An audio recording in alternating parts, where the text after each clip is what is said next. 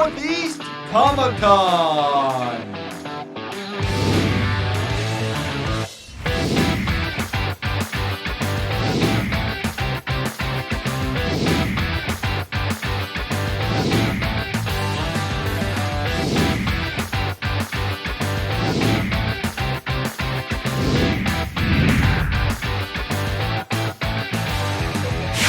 Welcome to the 2026 Northeast Comic-Con here in Boxborough, Massachusetts. My name is David Ciccariella.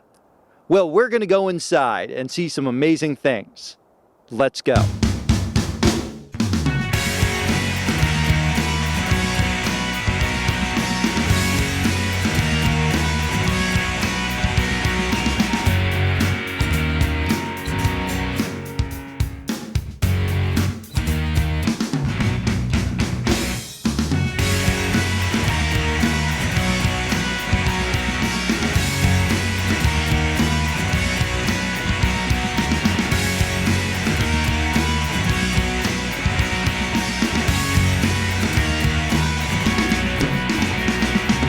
I'm now with Kevin Clash, and how are you enjoying Northeast Comic-Con? I always love these. Always. I've been to Boston before. I mean, to Boston. I've been to this is Boston. Isn't it? Boston area, yeah. Boston or Massachusetts or what is it? Boxborough.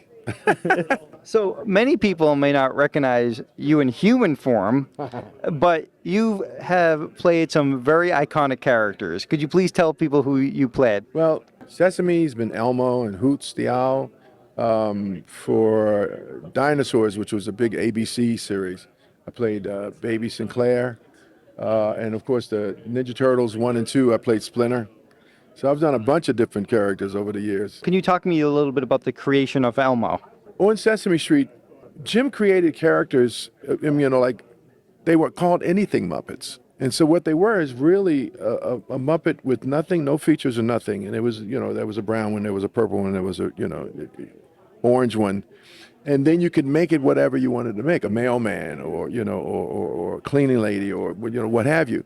And he kind of did that with the monsters. He wanted, different colored monsters, and they would just be monsters.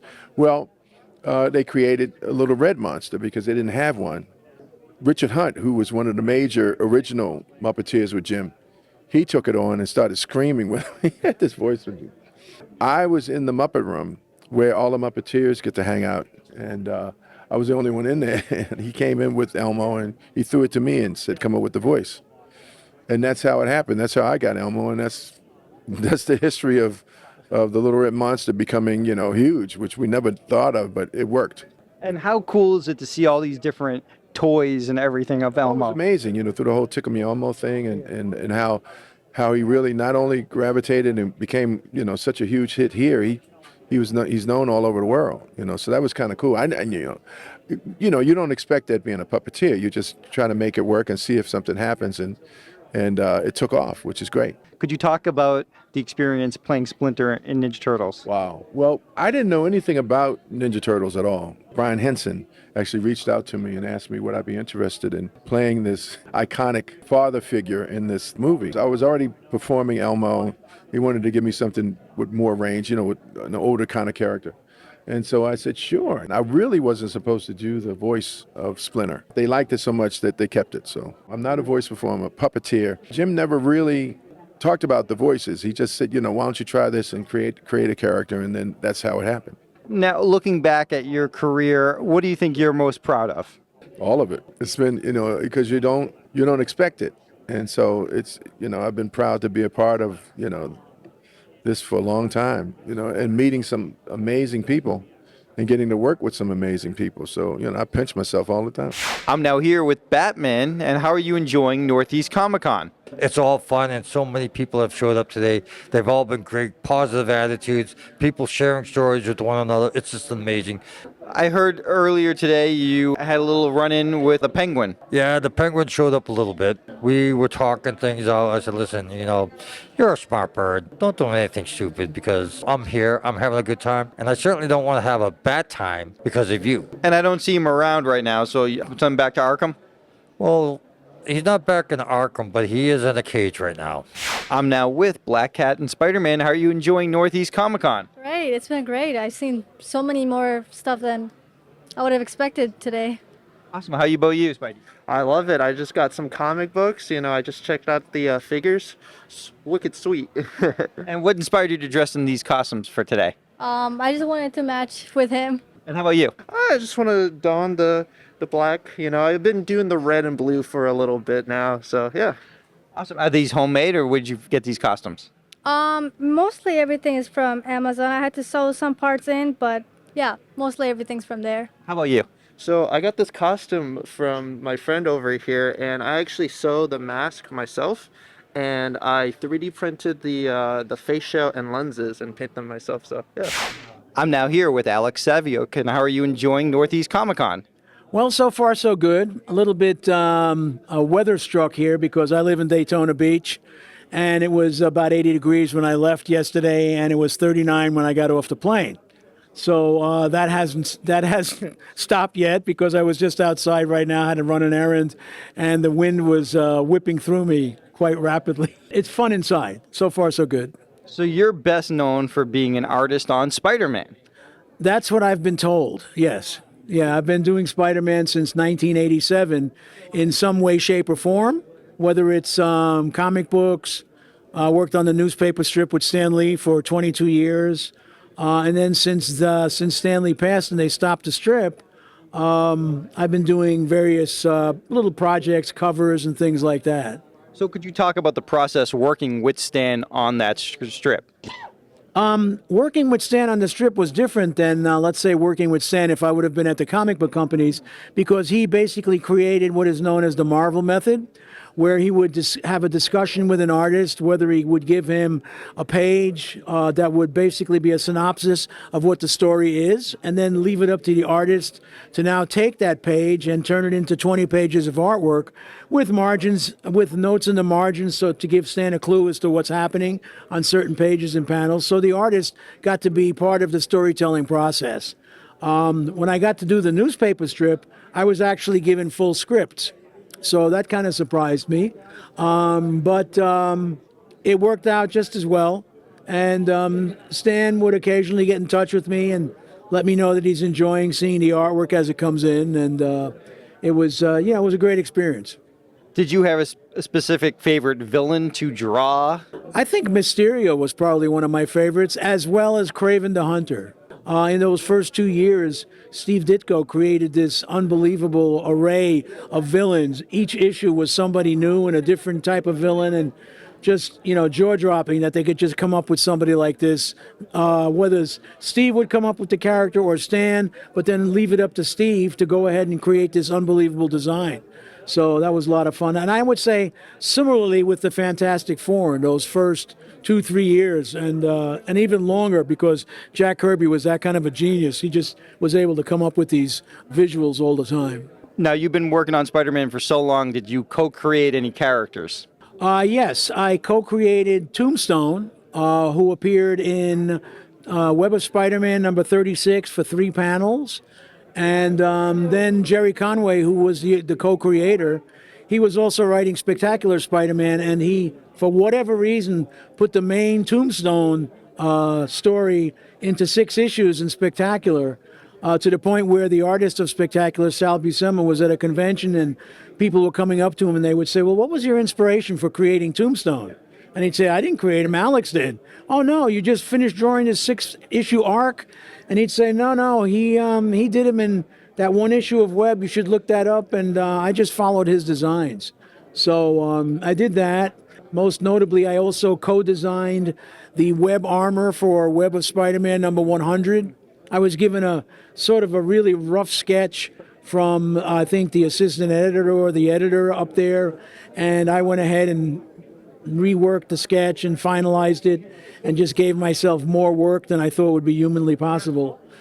Because you draw it once and you go, wow, that looks really cool. But then when I saw the plot and I saw how many times I'd have to keep drawing him in the panels, I said, oh boy, I really did it this time. But once the tedium is done, then you realize this is pretty cool looking. That suit that you mentioned that Spider-Man wore is in other iterations, so that must feel cool to see it in action figure form and things like that. Action figures, and I believe he had a small moment in the second multiverse Spider-Man where he was floating, through the void or whatever it was, and you go, hey, there he is. And how is Web of Spider-Man that you worked on different from the other Spider-Man titles at the time, like Amazing Spider-Man and Spectacular Spider-Man? Was there a different feel to that comic book? I don't think so. I think what they were trying to do was give you a Spider-Man book each and every week. So you had Amazing, you had Web, Spectacular, and then the Spider-Man title that had no adjective. And they could run stories concurrently through those books like they did with the Maximum Carnage saga. Everything, the Spectacular and Web were pretty much written by Jerry Conway, as I said. So those two books had a similar feel.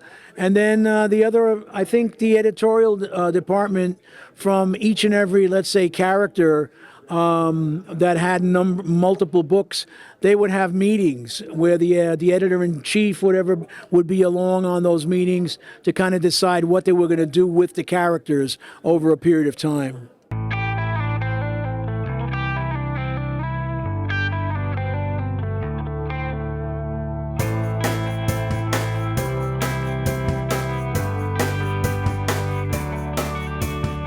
I'm now here with Linda Miller, and how are you enjoying Northeast Comic-Con? I'm enjoying it a lot. It's good to be back. I was here 4 years ago, so it's good to be back for the second time. So could you tell everyone what one of your most famous roles were?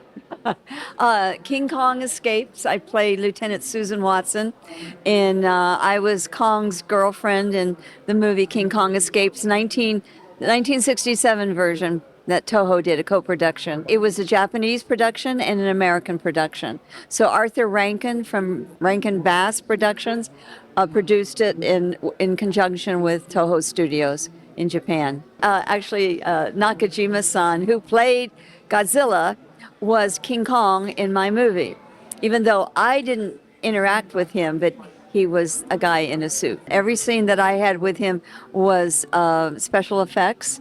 And so when I was in his hand, it was a mechanical hand, and it would lift me up.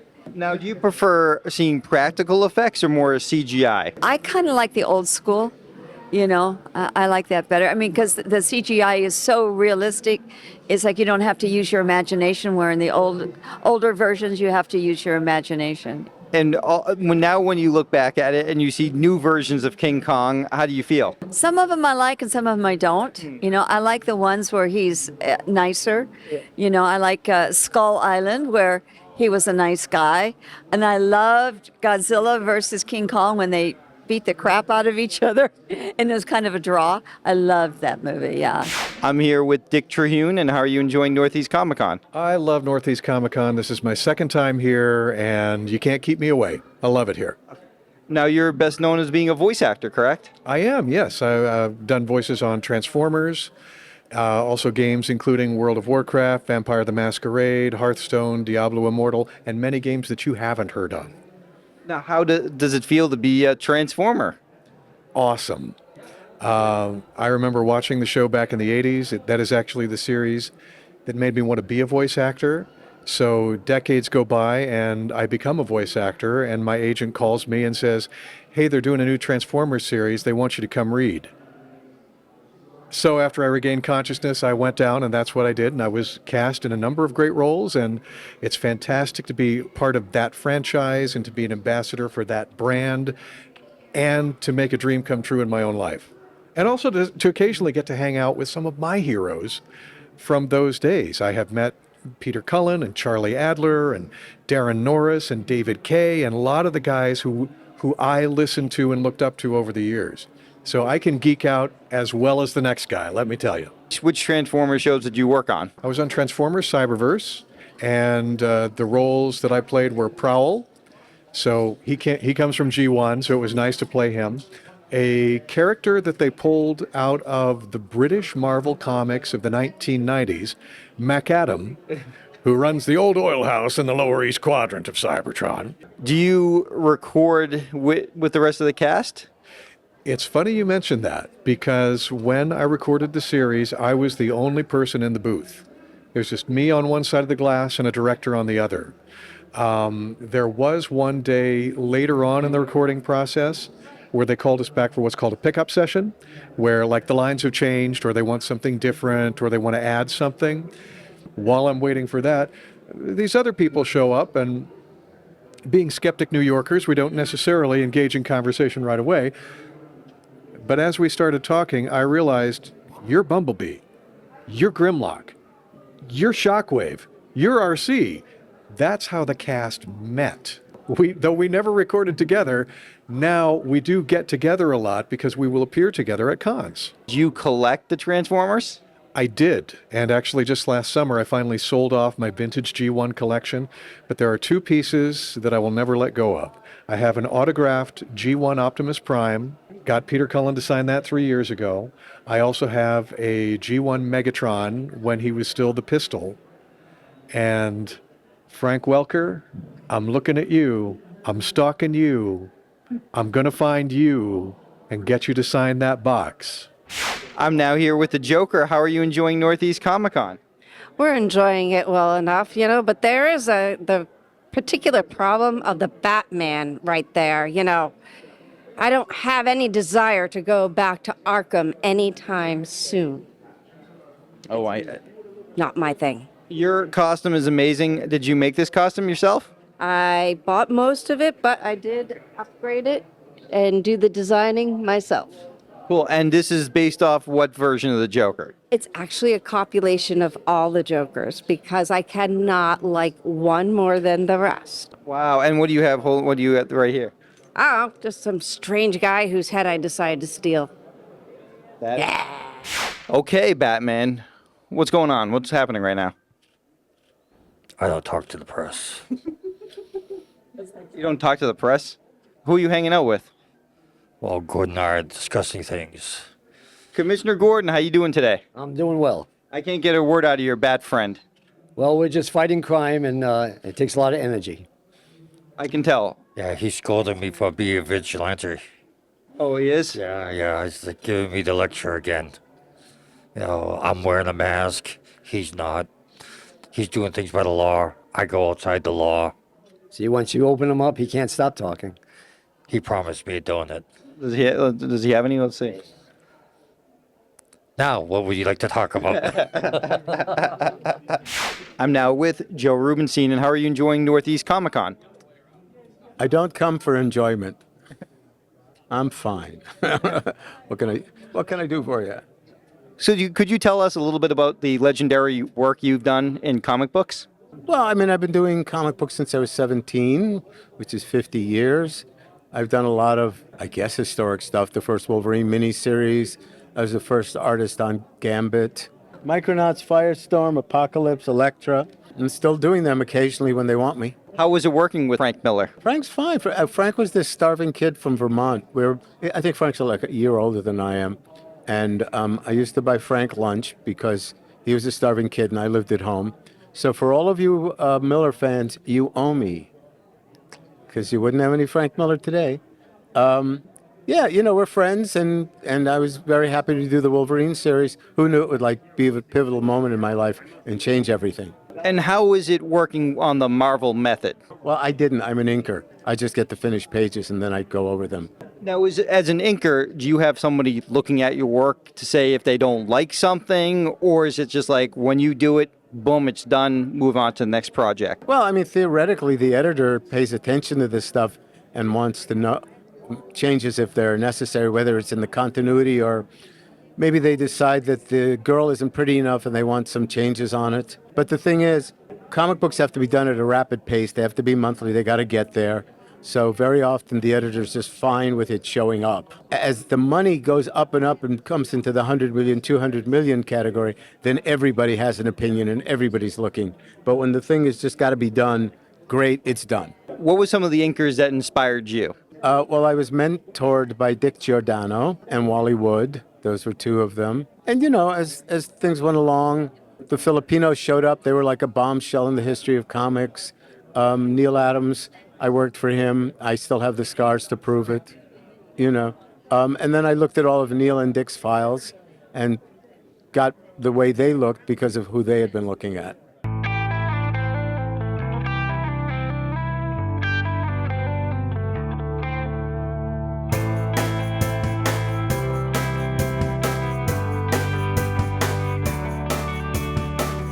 I'm now here with Kevin Urban, and how are you enjoying Northeast Comic Con? I am having a blast, an absolute blast right now. This is my third year, and this is easily the most fun I've had in those 3 years. So you're best known as being a voice actor, isn't that correct? Yes, sir. So I'm a Springfield, Massachusetts-based voice actor. I have done work for Family Guy, Fire Emblem Heroes. I've done a lot of internet work, and I'm really grateful that Gary was willing to give me the time and space today. You said you do work on like Family Guy. How do you get work when, say, they're based out of LA and you live in Massachusetts? So getting an agency is huge, and so to get an agency, you need to have a demo reel. So the more work that you've done independently, the more you have the chance to elevate your profile so that those clients can actually give you a chance. So I've been doing impressions for a long time. I had never done He-Man prior to my audition, but I am very comfortable just by the power of Grayskull. I'm very comfortable just kind of doing that. How do you feel when you voice He-Man? Isn't that a cool honor? If you look up He-Man's Wikipedia page, I am listed as an official parody voice because, you know, it's Family Guy. I feel like someone from Springfield, Massachusetts might not get those opportunities all the time. So I was really, really proud to be a part of that. Now I'm standing with Byron Dane Turner. And what brings you to Northeast Comic Con? Oh, I have lots of goodies to sell. I have the most eclectic collection of Hollywood memorabilia, 12-inch figures, collectible cars, figures of all kinds, original art. Amazing. So let's start with you said these are actual props. I'll start with this screen worn. This was worn by Tommy Lee Jones in Men in Black 2, the post office scene. So that was more at the beginning of the movie. Yes. That was when he forgot he was an agent. Everything has a certificate of authenticity, where it came from. This was the screen-worn shirt worn by Javier Bardem in No Country for Old Men. Won the Oscar in this shirt. Wow, that's fantastic. Other clothes we have here, this has been recycled throughout Hollywood. This has been worn by extras in a couple different movies, including Ben-Hur, Quo Vadis, Julius Caesar. You could see the wear on it. It's very old. And going back to what year? Oh, going back to the 1950s. Wow. Absolutely. That's been used many a times. I see a Robert De Niro piece. Yes, this is from the movie Ronin. This was the overcoat that he wore in the movie, complete with the certificate. And also from the movie Ronin, the scariest role I've ever seen Jonathan Pryce in. This is the shirt and tie that he wore in that movie. Most people know him from Pirates of the Caribbean, but he was a serial killer in this one. We have the ring worn by John Travolta in the movie Get Shorty. There's a pair of boots here that were worn by Jeff Bridges' stuntman in the movie Seabiscuit, complete with another autographed picture. And the boots themselves are autographed to the couple that he stayed with while he was making the movie. Is this the Seabiscuit with Tobey Maguire? Yes. This may be the biggest thing since we are in the Boston area.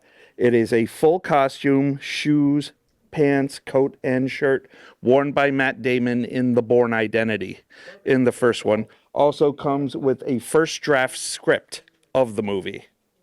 So that's the full suit. That's a full ensemble right there.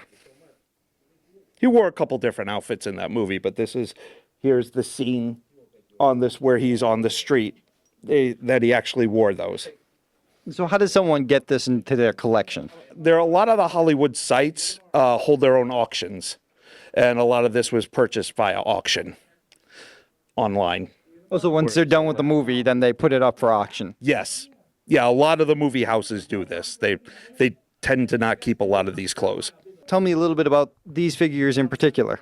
Sure, these are like the Aquaman and Batman here are the DC Direct 13-inch figures. The very highly articulated. This is a custom piece that was made. This is Christopher Walken from the Fat Boy Slim video he was in where he did the dance. Somebody had requested this be made, and they made it for him. There's a couple of Monty Python and the Holy Grail figures here. We have the Death Collector. There's a Strider from Lord of the Rings. We have a Tobey Maguire Spider-Man where the mask comes off. And then last but not least, you have... This is a Humphrey Bogart custom figure also. Is this from a certain movie or...? This one, I couldn't pinpoint the movie that this one came from. But also, I have a bag full of Star Trek heads that you can use for like Action Man figures and what have you. I have Dr. McCoy, Spock, Kirk, Klingon. You mentioned your original artwork? These are pencils, inks, and acrylic markers based off other people's art. I just increase the size of one of the panels of a page with these. And I have a children's book series. Basically, it's Teen Titans meets Fat Albert and the Cosby Kids. It's Batman 66 Whimsy. It's great for elementary school-age kids. A couple of the characters were based on my children. Notice you have some autographs here as well. WWE memorabilia with possibly soon-to-be new tag team champions R-Truth and Damian Priest together. Have an original shirt from 1988 of WrestleMania 4 that was purchased at the event. And a couple more autographs. I have Superman, Tony Atlas, and Kevin Owens. I'm now here with Rick Keane, and how are you enjoying Northeast Comic Con? So far, so good. I always have a good time here. So how long have you been an artist for? Like all my life, but professionally, I was an artist for like 45 years. I worked for DC Comics for 35 years. 5 of those years I worked for Disney, and I retired last year. Could you tell us a little bit about the work you did for DC Comics? Mostly vintage work that they wanted to publish, lost art. I'd restore lost art. I ended up doing like the archive series for about 10 years, which was like 200-page books. And if there was any missing art, I would draw like the original artist and draw in the missing work, especially if DC couldn't find it, and we'd have to discuss what was missing. I was a colorist for like the last 6 or 7 years that I worked for them. Anything that they called up and asked, whether it was design a logo or something for the Batman animated series, or do a book cover, whatever they wanted, and they kept me busy. Did you have a favorite Disney character to draw? I love Goofy for Disney. I really love Goofy. As you can see, you can do a lot with Goofy. Does it take a lot of practice to go back to that 1940s style of the DC Comics? No, not for me. I mean, I grew up reading comics in the 60s. I was drawing those characters in the 5th grade. It just seemed like a natural thing to do. And drawing funny animal characters was always a natural way for me to draw. So when I started working for Disney, it was just adhering to their model sheets and proportions and things. And it wasn't, I'm not going to say it was easy or it wasn't, a struggle, but yeah, you have to work at it. But after a while, the stuff can just flow out of you. I'm now here with Gary Summers, and how are you enjoying your own convention? I'm a little hectic, but heck, this is where the fun is, and if you can't handle the fun, then don't come. And how many years have you been doing Northeast Comic Con? Well, Northeast Comic Con has been going on since about 2005, but I've been doing the collectibles extravaganza since 1985. This is our 41st year. As Buffalo Bob Smith used to say, he likes the dimples, the pimples, and the wrinkles. All 3 generations are here enjoying collecting, enjoying toys, enjoying comics, enjoying illustrations and art and culture in such a passionate way that you just can't find it anywhere else. People that collect are nostalgic. They're collecting their youth. They're collecting what they think will be their future. They have a passion for knowledge. There's a whole realm of thinking that these make you feel young and stay young. And how do you decide on the guests for your conventions? I work very hard to book guests, and it's not easy because they have schedules and they are performers. They are live performers, and they do movies, TV, and touring. So when I choose the celebrities now, it's people I want to meet or cast reunions that I can put together of, interesting artists, musicians, performers. But this Galaxy Quest thing just got lucky. I would always wanted Enrico Colantoni because he's just a great actor and so many shows. And I got lucky. I got the rest. So this is one of those kind of things where luck plays out.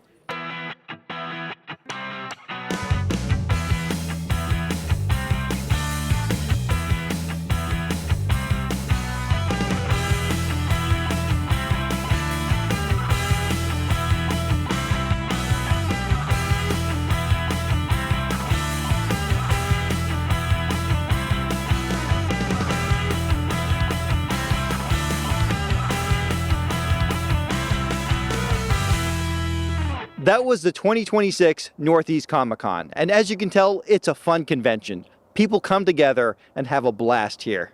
My name is David Ciccariella. Thanks for watching.